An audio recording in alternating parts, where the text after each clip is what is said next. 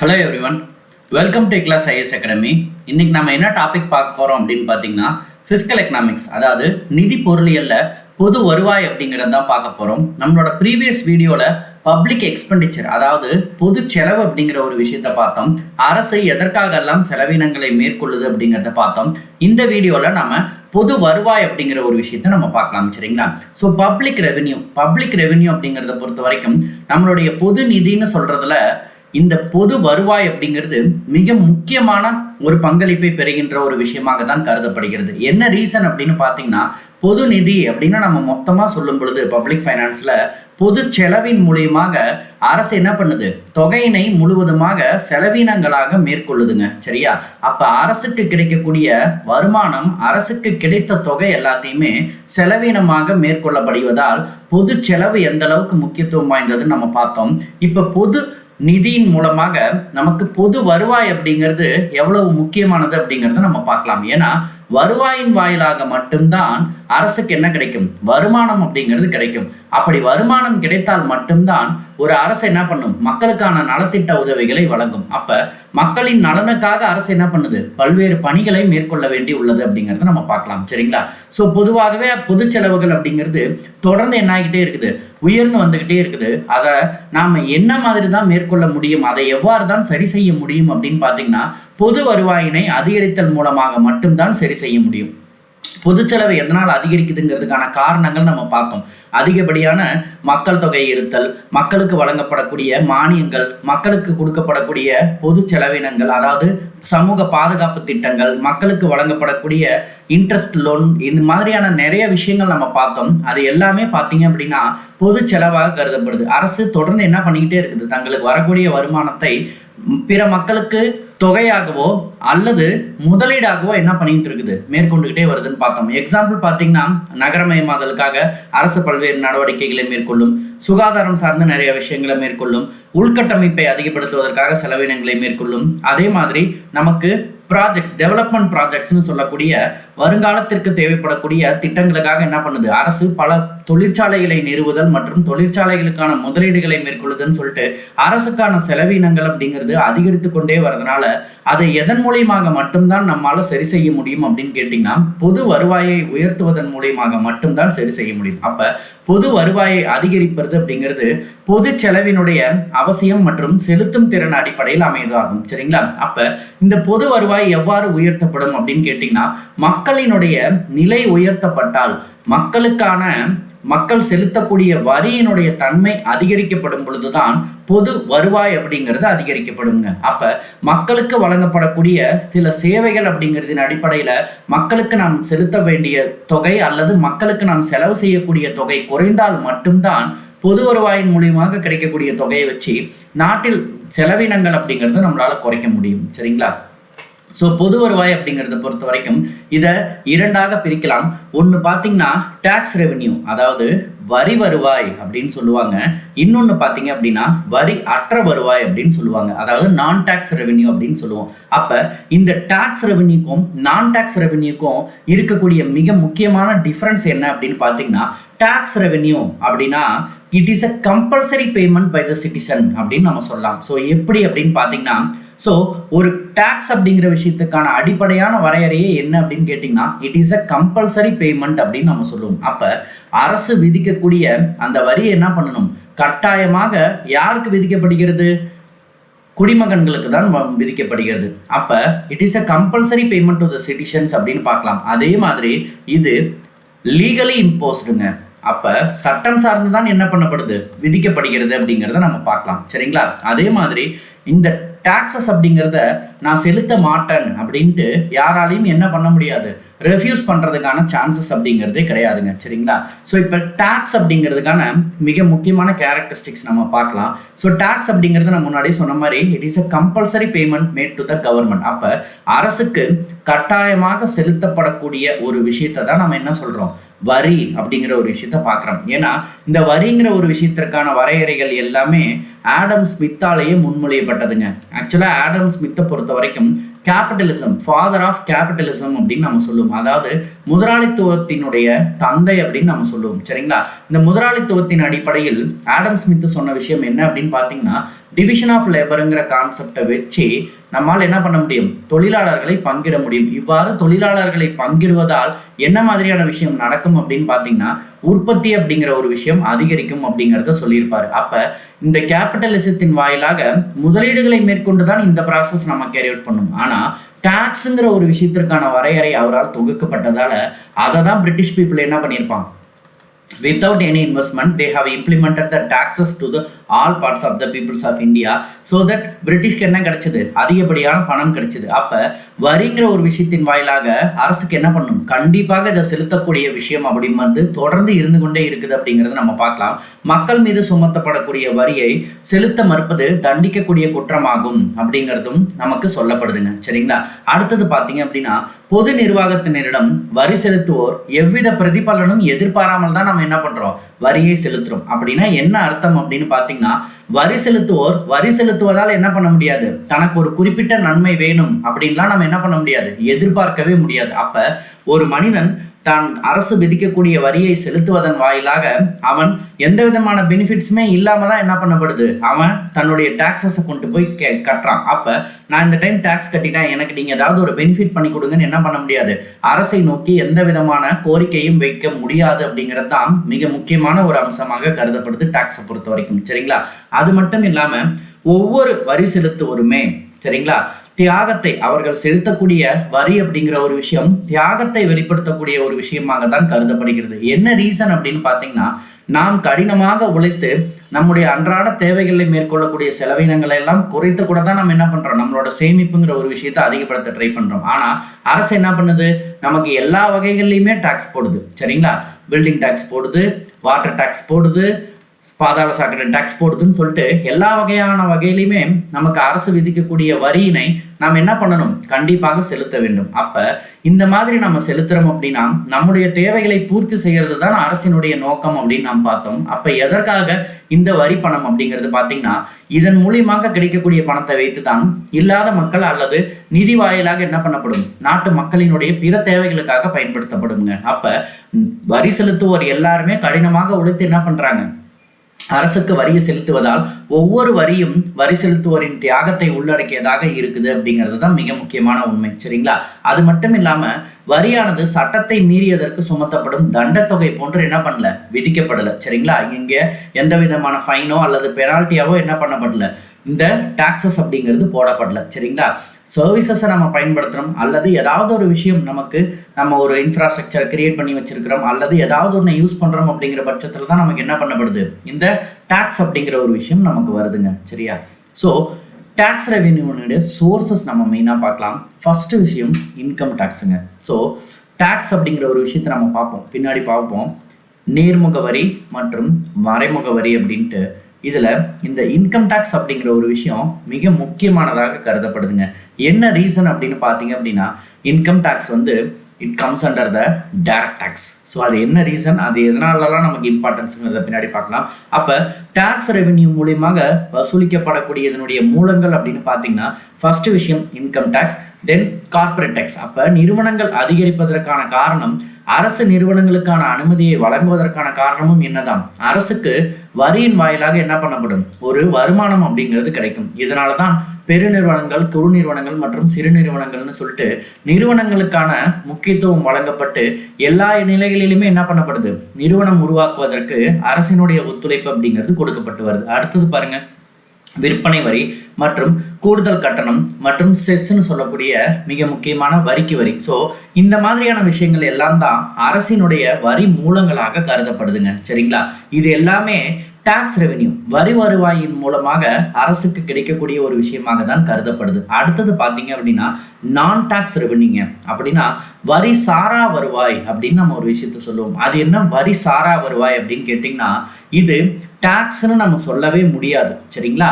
So வரி அல்லாத ஆதாரங்களிலிருந்து அரசுக்கு கிடைக்கக்கூடிய வருவாயை தான் நம்ம என்ன சொல்ல போகிறோம், வரி சாரா வருவாய் அப்படின்னு நம்ம சொல்கிறோம்.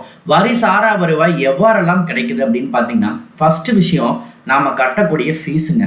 கட்டணங்கள். சரிங்களா? ரெண்டாவது பார்த்தீங்க அப்படின்னா தண்டத்தொகை, ஃபைன்.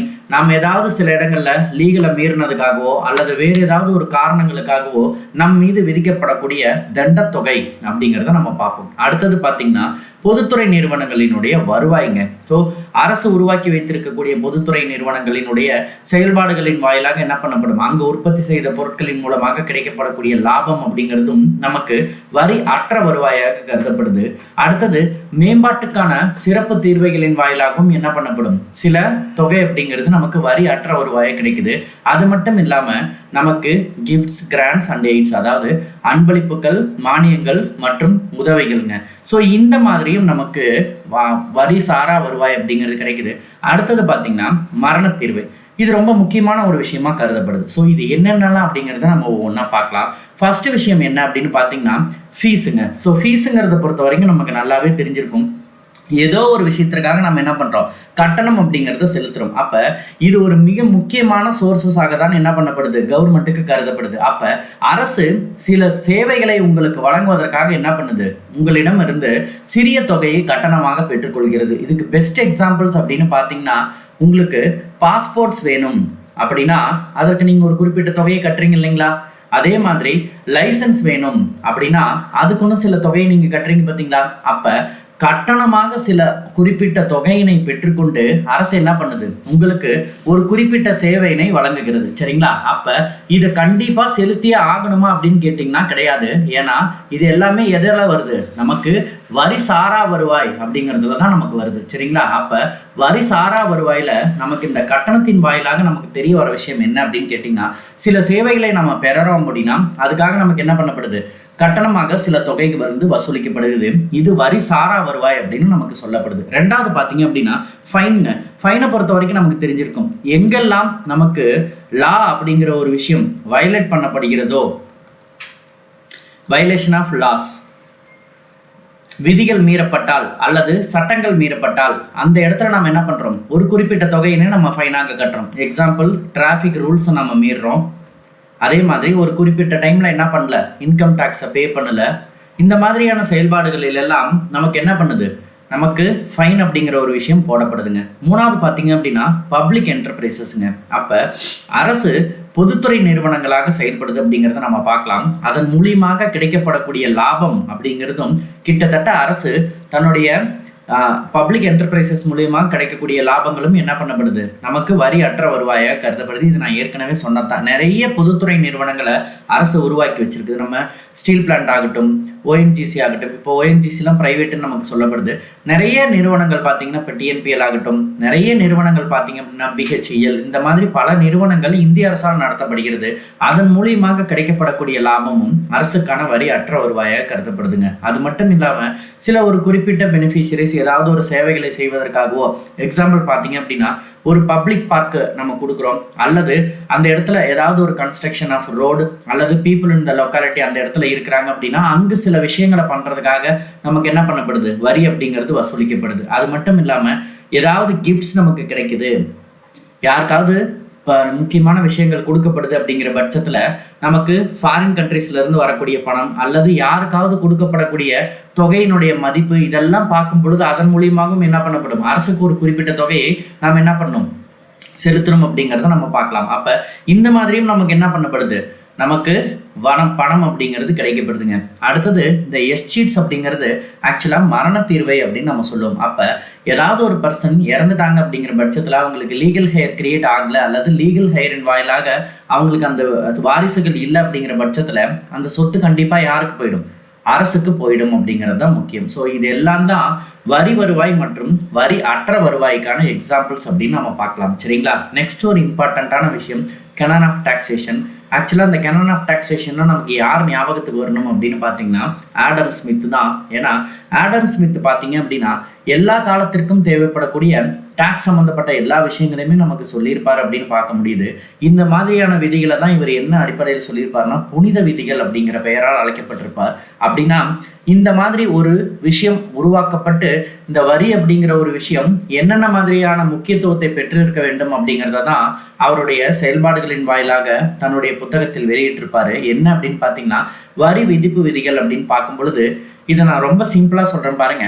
வரி அப்படிங்கிற ஒரு விஷயம் பல பெயர்களால் அழைக்கப்பட்டாலும் இந்த மாதிரி இதுக்குன்னு ஒரு சில கேரக்டரிஸ்டிக்ஸ் சொல்லியிருப்பாரு. என்ன அப்படின்னு பாத்தீங்கன்னா, வரி என்பது ஏழைகளுக்கு குறைவாகவும் பணக்காரர்களுக்கு அதிகமாகவும் இருக்கணுங்க. இதுதான் ஃபர்ஸ்ட் பாயிண்ட் ஆடம் ஸ்மித் சொன்னது. ஒரு வரி என்ற விதம், ஒரு வரி அரசு விதிக்கப்படுது அப்படின்னா ஏழைகளுக்கு கம்மியாகவும் பணக்காரர்களுக்கு அதிகமாகவும் இருக்கணும். ரெண்டாவது என்ன அப்படின்னு பார்த்தீங்கன்னா, அரசு விதிக்கக்கூடிய வரியை மக்கள் கட்டாயமாக செலுத்த வேண்டும். அவ்வாறு செலுத்தக்கூடிய வகையில் இருக்கக்கூடிய தொகையை தான் அரசு என்ன பண்ணணும், வரியாக விதிக்கப்பட வேண்டும்.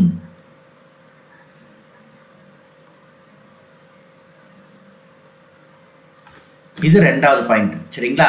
சோ அரசு விதிக்கக்கூடிய வரியை மக்கள் கட்டாயமாக செலுத்த வேண்டும். அவ்வாறு செலுத்தக்கூடிய தொகை மக்களால் எளிதில் கட்டக்கூடிய வகையில இருக்கணுங்க. சரிங்களா? மூணாவது விஷயம் என்ன அப்படின்னு பாத்தீங்கன்னா, அரசு வரியை மக்களிடம் இருந்து பெறப்படுகின்ற காரணத்தால் அந்த வரி செலுத்துவதற்கு வரக்கூடிய மக்கள் மிக எளிதில் என்ன பண்ணும், வரியை செலுத்த வேண்டும். அப்ப வரி செலுத்தும் முறைகள் மிகவும் எளிமையானதாக இருக்க வேண்டும். வரி செலுத்தும் முறைகள் எளிமையானதாக இருத்தல். இது மூணாவது. நாலாவது என்ன அப்படின்னு பாத்தீங்கன்னா, அரசு வரியை வசூலிப்பதற்காக அதிக செலவினங்களை மேற்கொள்ளக்கூடாது. அப்போ இந்த மாதிரியான ஒரு அடிப்படை வரையறைய எக்ஸாம்பிளா சொல்லிதான் நமக்கு ஆடம் ஸ்மித் என்ன சொல்றாரு அப்படின்னு பாத்தீங்கன்னா, இந்த வரி விதிப்பு விதிகள் அப்படிங்கிறத நமக்கு சொல்றாரு. சரிங்களா? அரசு அதிக செலவினங்களை மேற்கொள்ளக்கூடாது. நான் திரும்பவும் சொல்றேன் பாருங்க. வரி அப்படிங்கிறது ஏழைகளுக்கு குறைவாகவும் பணக்காரர்களுக்கு அதிகமாகவும் இருக்க வேண்டும். அரசு விதிக்கக்கூடிய வரி கட்டாயமாக மக்களால் செலுத்தப்பட வேண்டும். அவ்வாறு செலுத்தக்கூடிய தொகையை தான் அரசு என்ன பண்ணும், வரியாக விதிக்க வேண்டும். அடுத்தது மூணாவது, வரி செலுத்த வரக்கூடிய நபர்கள் எளிதான வகையில் வரியை செலுத்த வேண்டும் அப்படிங்கிறதுக்காக அந்த முறைகள் மிகவும் எளிமையாக்கப்பட்டிருக்க வேண்டும். நாலாவது பாத்தீங்க அப்படின்னா, அரசு வரியை வசூலிப்பதற்காக என்ன பண்ணக்கூடாது, அதிகமான செலவினங்களை மேற்கொள்ளக்கூடாது அப்படின்னு சொல்லிட்டு இந்த 4 மிக முக்கியமான விஷயங்களையும் தான் வரி விதிப்பு விதிகள் அப்படிங்கிறதுலாம் நம்மளுடைய ஆடம் ஸ்மித் பாத்தீங்க அப்படின்னா நமக்கு சொல்லியிருப்பாருங்க. இந்த 4 விதிகளுமே மிக முக்கியமானதாக கருதப்படுது. என்ன ரீசன் அப்படின்னு பாத்தீங்கன்னா, இதுதான் இன்னைக்கு வரைக்குமே நம்ம ஃபாலோ பண்ணிட்டு இருக்கக்கூடிய விஷயம். இப்ப எக்ஸாம்பிள் பாத்தீங்க அப்படின்னா, இன்கம் டாக்ஸ் யோசிச்சு பாருங்க. ஒரு குறிப்பிட்ட ஸ்லாப் ரேட் வச்சிருக்குதா கவர்மெண்ட். அப்ப இந்த தொகைக்கு மேல நீங்க ஒரு 5 lakhs வரைக்கும் ஏர்ன் பண்றீங்க அப்படின்னா நீங்க என்ன பண்ண தேவையில்ல, இன்கம் டாக்ஸ் கட்ட தேவையில்ல. ஆனா if you are crossed 5 lakhs அப்படின்னா you have to pay income tax சொல்லப்படுதா? அப்ப அரசு ஒவ்வொரு வருடமும் இந்த தொகையில் மாற்றத்தை கொண்டு வரலாம், கொண்டு வராமலும் இருக்கலாம், ஒரு குறிப்பிட்ட தொகையை வைத்திருக்கலாம். சரிங்களா? அப்ப அரசு விதிக்கக்கூடிய ஒரு தொகையினுடைய அளவில் ஏழைகளாக இருக்கக்கூடிய மக்களுக்கு என்ன இல்லை, டாக்ஸினுடைய தன்மை இந்த இன்கம் டாக்ஸ் எல்லாம் பொருந்தாது. அப்ப ஒருத்தங்க அதிகமா சம்பாதிக்கிறாங்க அப்படிங்கிற பட்சத்துல அவங்களுக்கு என்ன பண்ணப்படுது, வரி அப்படிங்கிறது விதிக்கப்படுது. அப்ப இதுல இருந்து நமக்கு என்ன தெரியுது, பணக்காரர்களாக இருக்கும் பொழுது அவர்களுக்கான வரி அதிகமாகவும் ஏழைகளாக இருக்கக்கூடிய நபர்களுக்கு வரி குறைவாகவும் என்ன பண்ணப்படுது, விதிக்கப்படுகிறது. ரெண்டாவது விஷயம் பாருங்க, அரசு விதிக்கக்கூடிய வரி கட்டாயமாக என்ன பண்ணும், மக்கள் செலுத்தணும். இப்ப ரீசெண்டா ஒரு 2.5 monthsக்கு முன்னாடி ஒரு விஷயம் பெருசா போனுச்சு. என்ன அப்படின்னு பாத்தீங்கன்னா,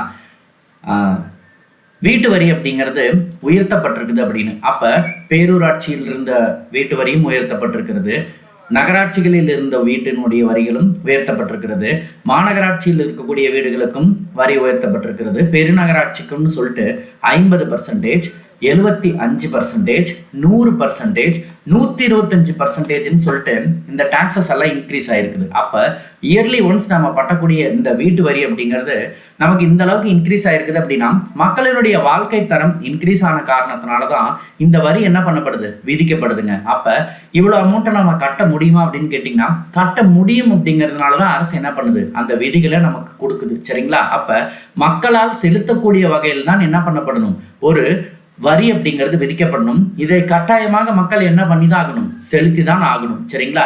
அதே மாதிரி வரி செலுத்தும் முறைகள் மிகவும் எளிமையானதாக இருக்க வேண்டும். அப்படின்னா இதனுடைய புரிதல் நமக்கு எப்படி இருக்கும் அப்படின்னு பாத்தீங்கன்னா, இப்போ எக்ஸாம்பிள், நாம ஒரு வருஷம் ஃபுல்லுமே பார்த்தீங்க அப்படின்னா டேக்ஸ் போய் கட்டிக்கிட்டே இருக்க மாட்டோம் இல்லைங்களா? இயர்லி ஒன்ஸ் தான் நம்ம என்ன பண்ணுவோம், வீட்டு வரி, தண்ணி வரி, சொத்து வரின்னு சொல்லிட்டு நம்ம நிறைய விஷயங்களை கட்டுவோம். ஆனால் ஒரு வருஷம் ஃபுல்லுமே பார்த்தீங்க அப்படின்னா நாம டேக்ஸ் செலுத்தக்கூடிய இடத்துல ஒரு ஆஃபீஸர் உட்காந்துட்டே இருப்பார்.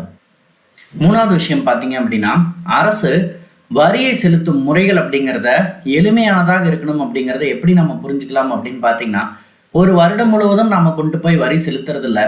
ஆனாலுமே அரசு அலுவலகங்களில் பார்த்தீங்க அப்படின்னா வரியை பெறுவதற்கான அதிகாரி எல்லா நாளுமே வேலை பார்த்துக்கிட்டு இருப்பாரு. அப்போ ஒரு வருஷத்துக்கு குறிப்பிட்ட மக்கள் போய் தான் என்ன பண்ணுறாங்க, ஒரே தடவை தான் வரி செலுத்துறாங்க. ஆனால் வருடம் முழுவதும் அவங்களுக்கு என்ன வேலை அப்படிங்கிறத நம்ம புரிஞ்சுக்கணும்.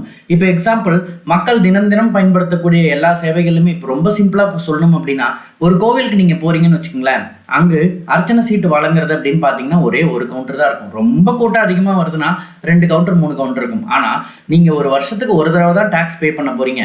அந்த இடத்துல பார்த்தீங்க அப்படின்னா மினிமம் 3 to 5 கவுண்டர்ஸ் வரைக்கும் நமக்கு இருக்கும். என்ன ரீசன் அப்படின்னு பார்த்தீங்கன்னா, ஆடம் ஸ்மித்தினுடைய கோட்பாடு படி நமக்கு வரி செலுத்தும் முறைகள் அப்படிங்கிறது மிகவும் என்ன பண்ணணும், எளிமையான முறையில் இருக்கணும் அப்படிங்கிறது தான் ஆடம் ஸ்மித்தினுடைய கருத்துக்கள். அப்போ அதன் வாயிலாக நம்ம பார்க்கும் பொழுது அதற்கான வரி செலுத்தும் டைமிங் அல்லது அவங்க மக்களினுடைய நிலை அப்படிங்கிறத பார்க்கும் பொழுது மிகவும் எளிமையானதாக இருந்தால் தான் மக்கள் என்ன பண்ணுவாங்க. ஏன்னா ஒரு விஷயத்தை சாக்ரிஃபைஸ் பண்ணிக்கிட்டு அவங்க நமக்கு டாக்ஸை கட்டுறாங்க. அப்போ அது கடினமான சூழ்நிலையாக என்ன பண்ணக்கூடாது, இருக்கக்கூடாது அப்படிங்கிறது ஆடம் ஸ்மித்தினுடைய மிக முக்கியமான கருத்துங்க.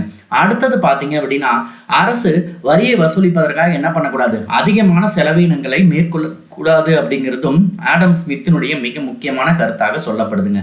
அடுத்தது பார்த்தீங்கன்னா, நமக்கு டாக்ஸஸ் அப்படின்னு பார்த்தோம்னாலே நமக்கு direct tax and indirect tax, அதாவது நேர்முக வரி மற்றும் மறைமுக வரி அப்படிங்கிறது மிக முக்கியமான ஒரு விஷயமாக கருதப்படுங்க.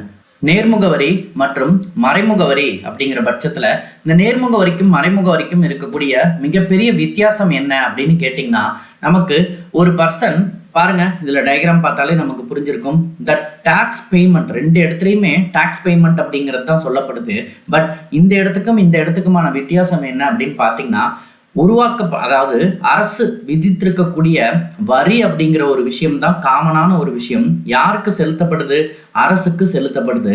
ஆனா இந்த இடத்துல வரி செலுத்துவதற்கான பேர்டன் யாருக்கு இருக்குது அப்படின்னு பார்த்தீங்கன்னா, that individual person holding the responsibility for paying the taxes that comes under the direct tax அப்படின்னு பார்க்கலாம். இதற்கு ஒரு பெஸ்ட் எக்ஸாம்பிள் தான் நாம இன்கம் டாக்ஸ் அப்படிங்கிறத நம்ம சொல்லுவோம். அப்ப வருமான வரி அப்படிங்கிறது ஒரு மிகப்பெரிய டைரக்ட் டாக்ஸுக்கான பெஸ்ட் எக்ஸாம்பிளாக சொல்லப்படுது. என்ன ரீசன் அப்படின்னு பார்த்தீங்கன்னா, if the person earning more then the normal person, அதாவது கவர்மெண்ட் ஃபிக்ஸ் பண்ணியிருக்கக்கூடிய ரேட்டை தாண்டி நமக்கு போகுது அப்படிங்கிற பட்சத்தில் அந்த இடத்துல தான் நமக்கு என்ன வருது, இன்கம் டாக்ஸ் அப்படிங்கிறது வருது.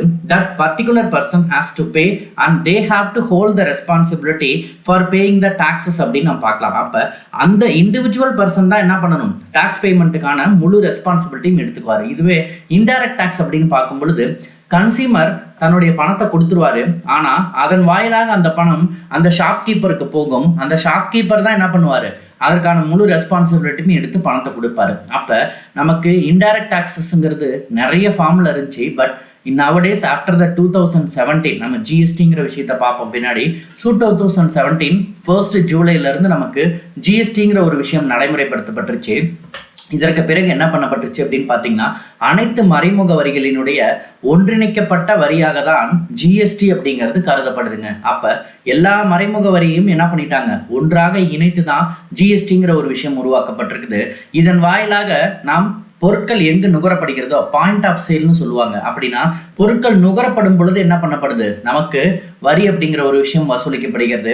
அதன் வாயிலாக மத்திய அரசு மற்றும் மாநில அரசு சிஜிஎஸ்டி அண்ட் எஸ்ஜிஎஸ்டி நம்ம சொல்லுவோம். இந்த 2 விஷயத்தின் வாயிலாக என்ன பண்ணப்படுது, டாக்ஸஸ் அப்படிங்கிறது பே பண்ணப்படுதுங்க. சரியா? ஸோ இதை தான் நம்ம இன்டைரக்ட் டாக்ஸஸ் அப்படின்னு நம்ம சொல்லுவோம். சரிங்களா? ஸோ அப்போ டைரக்ட் டாக்ஸுக்கான பெஸ்ட் எக்ஸாம்பிளா நம்ம வருமான வரியை சொல்லலாம். இன்டைரக்ட் டாக்ஸுக்கான பெஸ்ட் எக்ஸாம்பிளா நம்மளுடைய ஜிஎஸ்டி அப்படிங்கிறத சொல்லலாம். சரிங்களா? ஸோ இதுதான் மிக முக்கியமான ஒரு டிஃபரன்ஸாக சொல்லப்படுதுங்க. சரிங்களா? அடுத்தது டைரக்ட் டாக்ஸினுடைய மெரிட்ஸ் என்னென்னலாம் அப்படின்னு பார்த்தீங்கன்னா, நேர்முக வரிகள் அப்படிங்கிற ஒரு விஷயம் என்னென்ன மாதிரியான நன்மைகள் எல்லாம் நமக்கு கொடுக்குது அப்படிங்கிறத நம்ம தெரிஞ்சுக்கணும். Demerits and merits of direct tax and demerits of direct tax நம்ம பார்க்கலாம். ஃபர்ஸ்ட் விஷயம் ஈக்விட்டிங்க. ஈக்விட்டினா என்ன அப்படின்னு பார்த்தீங்கன்னா, பொதுவாகவே இந்த நேர்முக வரி அப்படிங்கிறத பார்க்கும் பொழுது நமக்கு சமத்துவத்தை கிரியேட் பண்ணக்கூடிய ஒரு விஷயம்னு நம்ம பார்க்கலாம். என்ன ரீசன் அப்படின்னு பார்த்தீங்கன்னா, ஒரு ப்ராக்ரசிவ் டேக்ஸ் அப்படின்னு நம்ம சொல்லலாம். அதாவது எல்லாத்துக்கும் ஒரே மாதிரி இருக்குதா அப்படின்னு கேட்டிங்கன்னா கிடையாது, சரிங்களா? அப்போ இந்த டேக்ஸ் வேரிஸ் பார்த்தீங்க அப்படின்னா மக்களுக்கு தகுந்தபடி அவங்களுடைய வாழ்வாதாரத்துக்கு தகுந்தபடி என்ன பண்ணப்படுது, மாற்றப்படுது அப்படிங்கிறது ஒரு மிக முக்கியமான மெரிட்டுங்க. ரெண்டாவது பார்த்தீங்க அப்படின்னா சர்டைனிட்டிங்க, அதாவது நிச்சயத்தன்மை. ஸோ கெரான் ஆஃப் சர்டைனிட்டி அப்படிங்கிறது கண்டிப்பாக என்ன பண்ணி தான் ஆகணும், இதை பே பண்ணியே ஆகணும். It should be the compulsory payment. அப்போ இன்கம் டேக்ஸ் அப்படிங்கிறத பொறுத்த வரைக்கும் அவர் என்ன மாதிரியான தொகை பெறப்பட்டிருக்கிறாரோ அதற்குன்னு என்ன பண்ணணும், ஒரு பெர்சன்டேஜ் போட்டு கண்டிப்பாக என்ன பண்ணி தான் ஆகணும், கட்டி தான் ஆகணும் அப்படிங்கிறது தான் இதில் இருக்கக்கூடிய மெரிட்ஸுங்க. அடுத்தது பார்த்தீங்கன்னா எலாஸ்டிசிட்டி, அதாவது நெகிழின் தன்மை. ஸோ டைரக்ட் டேக்ஸை பொறுத்த வரைக்கும் இது இன்கம் டேக்ஸை வச்சு தான் நம்ம இதை ஃபுல்லாகவே சொல்லுவோம். இன்கம் லெவல் இன்க்ரீஸ் ஆனிச்சு அப்படின்னா அந்த கவர்மெண்ட்டினுடைய இன்க்ரீஸும் என்ன ஆகும், இன்க்ரீஸ் ஆகும். அதாவது ரொம்ப சிம்பிளாக சொல்லணும் அப்படின்னா இன்கம் டேக்ஸ் பே பண்ணக்கூடிய நபரினுடைய அளவு, அவர்களுடைய வருமானம் அதிகரித்தால் அவங்க பே பண்ணக்கூடிய டேக்ஸும் என்ன ஆகும், உயரும். அப்போ இதனால கவர்மெண்ட்டுக்கு லாபம் இருக்குமா இருக்காதா, கண்டிப்பாக இருக்கும், சரிங்களா? அடுத்தது ரொம்ப முக்கியமான ஒரு விஷயம் என்ன அப்படின்னு கேட்டிங்கன்னா, இந்த மாதிரி டைரக்ட் டேக்ஸை வசூலிக்கிறதுக்காக அரசு என்ன பண்ணல, அதிக செலவினங்களை, cost of collection of direct taxes அப்படிங்கிறது இட் இஸ் கம்ப்ளீட்லி லோ அப்படின்னு நம்ம சொல்லலாம், சரிங்களா? ஸோ ரொம்ப குறைவாக இருக்கிற காரணத்தினால, அதாவது இன்டைரக்ட் டாக்ஸஸ் கூட அரசு என்ன பண்ணுது, சில செலவினங்கள் மேற்கொள்ளப்படுகிறது அப்படின்னு பார்க்கலாம். அரசு செலவினங்கள் நடக்குது, கண்டிப்பாக நடக்கும். ஆனால் டைரக்ட் டாக்ஸை பொறுத்த வரைக்கும் எந்த விதமான ரீசன்ஸுமே தேவையில்லை, எந்த விதமான இன்ஃப்ராஸ்ட்ரக்சர்ஸுமே தேவையில்லை. that particular person will be directly paying the taxes to the government அப்படின்னு நம்ம சொல்லிடலாம். So these are all the merits of the direct taxes அப்படின்னு நம்ம பார்ப்போம். நெக்ஸ்ட் பார்த்தீங்க அப்படின்னா ஓகே, டிமெரிட்ஸ் என்னென்ன அப்படிங்கிறத பார்க்கலாம். டிமெரிட்ஸ் ஆஃப் இன்டைரக்ட் டாக்ஸ்ன்னு பார்த்தீங்க அப்படின்னா இட் இஸ் அன்பாப்புலர் அப்படின்னு நம்ம பார்க்கலாம். அதாவது பொதுவாகவே இந்த நேர்முக வரிகள் அப்படிங்கிறது அன்பாப்புலராக தான் இருக்கும். ஏன்னா இது சில இன்கன்வீனியன்ஸை கிரியேட் பண்ணும். அதனால பார்த்தீங்க அப்படின்னா இது ஒரு அன்பாப்புலரான கண்டிஷன்ஸாக இருக்கும். அது மட்டும் இல்லாமல் ப்ரொடக்டிவிட்டியை அஃபெக்ட் பண்ணுங்க. ஏன்னா நிறைய எக்கனாமிஸ்ட் என்ன சொல்றாங்க அப்படின்னு பார்த்தீங்கன்னா, நம்ம போடக்கூடிய டைரக்ட் டாக்ஸஸ் அப்படிங்கிறது சில சமயங்கள்ல நம்மளோட ப்ரொடக்டிவிட்டியை பாதிப்பக்கூடிய நிலையை உருவாக்குது அப்படிங்கிற மாதிரி நம்ம சொல்றாங்க. ஏன்னா சிட்டிசன்ஸ் எல்லாமே பார்த்தீங்க அப்படின்னா அதிகப்படியான இன்கம் வேணாம் அப்படிங்கிற மாதிரி யோசிக்கக்கூடிய ஒரு சூழ்நிலை கூட கிரியேட் ஆகும். இதனால ப்ரொடக்டிவிட்டி அப்படிங்கிறது கண்டிப்பாக அஃபெக்ட் ஆகுங்க. அது மட்டும் இல்லாமல் டாக்ஸ் பேயர்ஸ் அப்படிங்கிறவங்க அந்த அக்கௌண்ட்டை மெயின்டைன் பண்ணுறது, அதுக்கான ரிட்டர்ன்ஸை கொடுக்கறது, அதுக்கு மொத்தமாக கொண்டு போய் தொகையை செலுத்துறது அப்படின்ட்டு நிறைய வசதி இன்கன்வீனியன்ட் இருக்கிற காரணமும் ஒரு மிக முக்கியமான நெகட்டிவிட்டியாக கருதப்படுது. அது மட்டும் இல்லாமல் டாக்ஸ் எவேஷன், வரி ஏய்த்தல் அப்படிங்கிறது நடைபெறதுக்கான வாய்ப்புகள் அதிகம். என்ன காரணம் அப்படின்னு பார்த்தீங்கன்னா, இந்த டைரக்ட் டாக்ஸ் மூலியமாக டாக்ஸ் பேயர்ஸ் என்ன பண்ண ட்ரை பண்ணுவாங்க அப்படின்னு பார்த்தீங்கன்னா, நிறைய பணத்தை பதுக்குதல் அப்படிங்கிற ஒரு ப்ராசஸ்க்கு கொண்டு போவாங்க. இதனால பிளாக் மணி அப்படிங்கிற ஒரு விஷயம் அதிகரிக்கிறதுக்கான வாய்ப்புகள் இருக்கிறதுங்கிறது நமக்கு ஒரு டிமெரிட்ஸாக கருதப்படுதுங்க, சரிங்களா? நெக்ஸ்ட் பார்த்தீங்கன்னா இன்டைரக்ட் டாக்ஸுங்க. அப்போ இந்த இன்டைரக்ட் டாக்ஸை நம்ம மறைமுக வரின்னு சொல்லலாம். இந்த மறைமுக வரிங்கிறது ஆக்சுவலாக என்ன அப்படின்னு பார்த்தீங்கன்னா, பொருட்களையோ அல்லது பணிகளையோ ஒரு நபர் வாங்கும் பொழுது, கூட்ஸ் வாங்கினாலும் சரி அல்லது சர்வீசஸை பெற்றாலும் சரி, எந்த ஒரு விஷயமாக இருந்தாலும் அந்த இடத்துல at the time of point of சேலில் தான் நமக்கு இன்டைரக்ட் டாக்ஸ் அப்படிங்கிறது வசூலிக்கப்படுகிறது. மேலும் இது அரசுக்கு என்ன முறையில் செலுத்தப்படுகிறது, மறைமுகமாக செலுத்தப்படுதுங்க. அப்போ டைரக்டாக நம்ம டைரக்ட் டாக்ஸ் மாதிரி தட் பர்டிகுலர் பர்சன்ஸ் என்ன பண்ணல, ரெஸ்பான்சிபிலிட்டி எடுக்கல. இந்த வரிச்சுமை பார்த்தீங்க அப்படின்னா ஈஸியாக என்ன ஆயிடுது, ஒரு பர்சன்ட்லேருந்து இன்னொரு பர்சன்ஸ்க்கு மாற்றப்பட்டுருதுங்க. அதாவது இது பாரபட்சமே இல்லாமல் மறைமுக வரியினுடைய மிகப்பெரிய தாக்கம் என்ன அப்படின்னு பார்த்தீங்கன்னா, அங்கே டைரக்ட் டாக்ஸ்லையாவது ஏழைகளுக்கு குறைவாகவும் பணக்காரர்களுக்கு அதிகமாகவும் இருந்துச்சு. பட் இந்த மறைமுக வரி அப்படிங்கிறது பார்த்தீங்கன்னா it is equal to all the peoples of the country அப்படின்னு நம்ம சொல்லலாம். அப்போ எல்லா மக்களுக்குமே என்ன பண்ணப்படுது, ஈக்குவலாக, அவங்க ஏழையாக இருந்தாலும் சரி பணக்காரனாக இருந்தாலும் சரி எல்லாத்துக்குமே என்ன பண்ணப்படுது, இந்த வரி அப்படிங்கிறது மக்கள் மீது சுமத்தப்படுகிறதுங்க, சரியா? ஸோ இன்டைரக்ட் டாக்ஸ் நமக்கு நிறைய பெயர்களால் அழைக்கப்பட்டுச்சு. எக்ஸைஸ் டியூட்டி உற்பத்தி வரி, சேல்ஸ் டாக்ஸ் விற்பனை, customs duty, entertainment tax and service tax அப்படின்ட்டு. பட் இப்போ இந்த இன்டைரக்ட் டாக்ஸஸ் எல்லாத்தையுமே ஒன்றிணைக்கப்பட்ட வரியாக தான் என்ன பண்ணப்பட்டுருச்சு, ஜிஎஸ்டி அப்படிங்கிற ஒரு விஷயம் மாற்றப்பட்டுருச்சு அப்படிங்கிறத நம்ம பார்க்கலாம், சரிங்களா?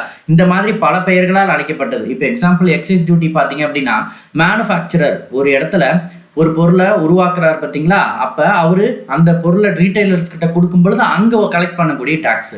அப்போ ஷாப்கீப்பர் பே பண்ண டாக்ஸை எங்கே போடுவார், மக்கள் மீது போடுவார். அந்த இடத்துல விழுறது தான் சேல்ஸ் டாக்ஸ். இப்போ கஸ்டம்ஸ் டியூட்டினா என்ன அப்படின்னு பார்த்தீங்கன்னா, நம் நாட்டிலிருந்து வெளிநாட்டுக்கு பொருட்கள் ஏற்றுமதி செய்யப்படுகிறது அப்படிங்கிற பட்சத்தில் அந்த இடத்துல விழக்கூடிய டாக்ஸ் தான் கஸ்டம்ஸ் டியூட்டி அப்படின்னு நம்ம சொல்லுவோம். இதே என்டர்டைன்மெண்ட் அப்படின்னா நாம சில முக்கியமான விஷயங்களுக்காக நம்ம போகும்பொழுது சினிமா டிரான்ஸ்ஃபர், சினிமா பார்க்கறது, இந்த மாதிரி என்டர்டைன்மெண்ட் பேஸ் பண்ணி வர்றது, பார்க், இந்த மாதிரியான இடங்கள்லாம் வசூலிக்கப்படுறது என்டர்டைன்மெண்ட் டாக்ஸ்ன்னு சொல்லுவோம். இதே சர்வீஸ் டாக்ஸ் பார்த்தீங்க அப்படின்னா நீங்கள் எங்கேயாவது உங்களுக்கு டெலிஃபோன் பில் பே பண்ணுறீங்க, அல்லது இன்சூரன்ஸ் ப்ரீமியம் பே பண்ணுறீங்க, அல்லது நீங்கள் கடையில் சாப்பிட்டதுக்கான பில்ஸ்ன்னு பார்க்கும்போது இது எல்லாத்தையும் நம்ம இதில் கொண்டு வரலாம், சர்வீஸ் டாக்ஸில் கொண்டு வரலாம். அப்போ இந்த மாதிரி பல வரிகளாக தான் இருந்துச்சு. இது எல்லாத்தையும் தான் என்ன பண்ணிட்டாங்க, ஒருங்கிணைத்து நமக்கு ஜிஎஸ்டி அப்படிங்கிற ஒரு விஷயம் 2017 இருந்து நமக்கு நடைமுறைப்படுத்தப்பட்டிருக்குது அப்படிங்கிறத பார்க்கலாம். சரிங்களா? நெக்ஸ்ட், இந்த இன்டைரக்ட் டாக்ஸ்னால என்ன மாதிரியான மெரிட்ஸ் எல்லாம் இருக்குது அப்படின்னு பார்க்கலாம். பறந்து காணப்படுதல். என்ன ரீசன் அப்படின்னு பார்த்தீங்கன்னா, அவங்க ஏழையா இருந்தாலும் சரி, பணக்காரனாக இருந்தாலும் சரி, அதை பற்றிலாம் என்ன பிரச்சனையே கிடையாது. அப்போ கிட்டத்தட்ட இந்தியாவை பொறுத்த வரைக்கும் பார்த்தீங்க அப்படின்னா 2% தான் நமக்கு இன்கம் டேக்ஸை பே பண்ணுறவங்க இருக்கிறாங்க. ரிமைனிங் இருக்கிற எல்லா பர்சன்ஸுமே என்ன பண்ணுறாங்க, they are contributing to the indirect taxes அப்படின்னு நம்ம பார்க்கலாம். அப்போ அதிக மக்கள் தொகையினுடைய பங்களிப்பை பெறக்கூடிய ஒரு விஷயமாக தான் நமக்கு மறைமுக வரி அப்படிங்கிறது இருக்குது அப்படின்னு பார்க்கப்படுது. சரிங்களா? அது மட்டும் இல்லாமல் சில மக்கள் அதிகப்படியான பொருட்களை பயன்படுத்துதல் அல்லது லக்ஸுரியஸாக வாழும் பொழுது அவர்களுக்கு அதிக டாக்ஸஸ் கொடுக்குது அப்படிங்கிற பட்சத்தில் இது கிட்டத்தட்ட சமத்துவத்தையும் கொடுக்குது அப்படின்னு பார்க்கலாம். அப்போ ரொம்ப ஆடம்பரமான அதிக பொருட்களை எல்லாம் பெற்றுக்கொள்ளாமல் அல்லது வாங்கி கொள்ளாமல் நாம் மேற்கொள்ளக்கூடிய செலவினங்களின் வாயிலாக நம்முடைய மறைமுக வரி செலுத்துவதனுடைய அளவு குறைக்கப்படுவதால் நம்முடைய தேவைக்கு ஏற்றவாறு இந்த வரி என்ன பண்ணப்பட்டிருக்குது, வரி அப்படிங்கிறது சமத்துவத்தை நிலவுது அப்படிங்கிறத நம்ம பார்க்கலாம். அதே மாதிரி சிக்கனத்தன்மை, எக்கனாமிக்கல் அப்படிங்கிறத பொறுத்த வரைக்கும் இதனுடைய காஸ்ட் ஆஃப் கலெக்ஷன்ஸ் அப்படிங்கிறது ரொம்பவே குறைவாக தான் இருக்குது அப்படிங்கிறத பார்க்க முடியுது. அது மட்டும் இல்லாமல் அரசு விதிக்கக்கூடிய வரி அப்படின்னு பார்க்கும்பொழுது இப்போ எக்ஸாம்பிள் ஜிஎஸ்டி பார்த்தீங்க அப்படின்னா இந்த ஸ்லாப் ரேட்ஸில் தான் நம்ம இந்தியாவில் ஜிஎஸ்டி ரேட்ஸ் இருக்குது அப்படின்னு பார்க்கலாம். 5%, 12%, 18% அண்ட் 28% அப்படின்ட்டு. அப்போ சில முக்கியமான பொருட்களுக்கெல்லாம் அதிகப்படியான வரி போடுறாங்க அப்படிங்கிற பட்சத்தில் 28%, 18%லாம் நமக்கு தேவையில்லாத சில நச்சு பொருட்கள்லாம் நம்ம பயன்படுத்துதல் அப்படிங்கிறது எக்ஸாம்பிள் பார்த்தீங்கன்னா டொபாக்கோ, லிக்கர், இந்த மாதிரியான பொருட்களுக்கெல்லாம் வரி அதிகமாக விதிக்கப்படும் பொழுது மக்களினுடைய நலன் பாதுகாக்கப்படுங்க. அப்போ மக்களுக்கு தீங்கு விளைவிக்கக்கூடிய பொருட்கள் மீது அரசு விதிக்கக்கூடிய வரி அதற்கான அதிகாரம் பெற்றிருப்பதால் இதனுடைய பயன்பாடு குறைந்து மக்களினுடைய சுகாதாரம் அப்படிங்கிறது மேம்படுத்தப்படுங்க. அடுத்தது பார்த்தீங்கன்னா கன்வீனியன்ட்டுங்க. ஸோ கன்வீனியன்ட் அப்படிங்கிறது ரொம்ப முக்கியமான ஒரு விஷயம். என்ன ரீசன் அப்படின்னா ஈஸியாக என்ன ஆயிடுது, நமக்கு இந்த அமௌண்ட் அப்படிங்கிறது கவர்மெண்ட்டுக்கு செலுத்தப்பட்டுருதுங்க. சரிங்களா? ஸோ இது எல்லாம் தான் merits of the indirect taxes அப்படின்னு நம்ம பார்க்கலாம். நெக்ஸ்ட் டிமெரிட்ஸ் பார்த்தீங்க அப்படின்னா ஹையஸ்ட் காஸ்ட் ஆஃப் கலெக்ஷனுங்க. இப்போ ஜிஎஸ்டி வந்ததுக்கப்புறம் பார்த்தீங்கன்னா எல்லா மக்களுமே ஃபீல் பண்ணுறது என்ன அப்படின்னு பார்த்தீங்கன்னா டாக்ஸஸ் அதிக மணி அப்படிங்கிறத நமக்கு உருவாக்கி, அதாவது நிறைய பணம் அப்படிங்கிறது வசூலிக்கும் செலவு அதிகம். அப்போ எல்லா இடங்களிலிருந்தும் என்ன பண்ணப்பட்டு இருக்குது, பணம் அப்படிங்கிறது இந்த இன்டைரக்ட் டாக்ஸ் மூலிமா வசூலிப்பு நடந்துகிட்டே தான் இருக்குது. அப்போ இந்த காஸ்ட் ஆஃப் கலெக்ஷன்ஸும் நமக்கு என்ன ஆகுது, டைரக்ட் டாக்ஸ்க்காக நம்ம செலவு பண்ணுறதை விட டைரக்ட் டாக்ஸுக்கு நம்ம புதுசாக செலவு பண்ணுறதே கிடையாது. பட் இந்த டைரக்ட் டாக்ஸ்னால வசூலிக்கக்கூடிய வரியை விட நம்மளுடைய இன்டைரக்ட் டாக்ஸை வசூலிப்பதற்காக செலவினங்களை அதிகமாக மேற்கொள்ளக்கூடிய தன்மை இருக்குது. பட் இந்த இன்டைரக்ட் டாக்ஸ் அப்படிங்கிறது லெஸ் எலாஸ்டிக்ஸ். ஏன்னா இது எல்லாத்துக்குமே பொருந்தும் அப்படிங்கிற ஒரு காரணத்தினால இங்கே நெகிழ்ச்சியற்ற தன்மை அப்படிங்கிறதே கிடையாதுங்க. சரிங்களா? சில சமயம் பார்த்தீங்க அப்படின்னா தேய்விதம் அப்படிங்கிறது இருக்கும். ஆனால் பல சமயங்களில் என்னாகாது, இது தேய்விதம் அப்படிங்கிறது இருக்காது. ஸோ அதனால தான் இதை ரெக்ரெசிவ் டாக்ஸ் அப்படின்னு நம்ம சொல்லுவோம். அதே மாதிரி உறுதித்தன்மை அப்படிங்கிறத பொறுத்த வரைக்கும் நாம் பயன்படுத்துவதற்கு ஏற்றவாறு இந்த உறுதித்தன்மை அப்படிங்கிறது நிலவுது. அடுத்தது பார்த்தீங்கன்னா குடிமை உணர்வின்மை, சிவிக் கான்சியஸ்னஸ் அப்படிங்கிறத பொறுத்த வரைக்கும் ஹிடன் ப்ரைஸஸாக இருக்கும்பொழுது மக்களுக்கு என்னது அதை பற்றின விஷயங்கள் தெரியறதில்ல. ஸோ இது எல்லாமே demerits of the indirect taxes அப்படின்னு நம்ம பார்க்கலாம். சரிங்களா? So that's all about the public revenue. சரிங்களா? ஸோ இது difference between direct tax and indirects. இது எல்லாமே நம்ம உள்ள பார்த்த விஷயங்கள் தான். டைரக்ட் டாக்ஸ்னா நம்ம டைரக்டாக பே பண்ணுறது, இன்டைரக்ட் டாக்ஸ் ஒரு பர்சனை வச்சு நம்ம பண்ணுறது. இது ப்ராக்ரெசிவாக இருக்கும், இது ரெக்ரெசிவாக இருக்கும். இது ஒரே பர்சன் மீது விழும், இது டிஃப்ரெண்ட் பர்சன்ஸ் மீது விழும். டாக்ஸ் பேஸ் பண்ணி பார்க்கும் பொழுது இது இன்கம் வெல்த்தாக இருக்கலாம். டைரக்ட் டாக்ஸ் பார்த்தீங்க அப்படின்னா இன்ஃப்ளேஷனை கண்ட்ரோல் பண்ணும். இன்டைரக்ட் டாக்ஸ் பார்த்தீங்க அப்படின்னா பிரைஸ் இன்ஃப்ளேஷனை கிரியேட் பண்ணுது. பர்டன் பார்த்தீங்கன்னா it cannot be shifted, but indirect tax can be shifted. So that's all about the public revenue. Thank you.